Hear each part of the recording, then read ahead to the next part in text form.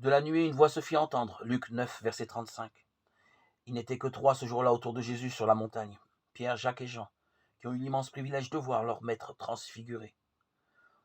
Tout de suite, nous vient une question.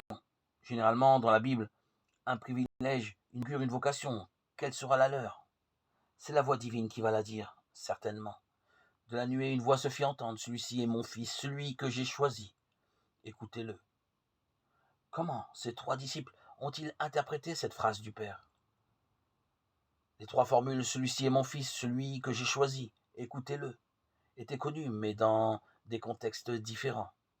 Les trois exprimaient au temps du Christ la diversité des portraits sous lesquels on imaginait le Messie, un roi, un serviteur, un prophète.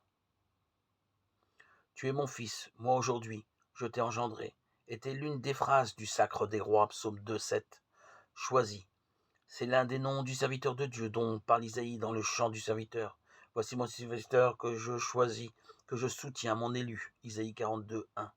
Enfin, écoutez-le, rappelle la promesse que Dieu a faite à Moïse de susciter à sa suite un prophète.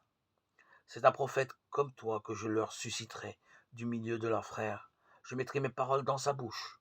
Deutéronome 18, 18.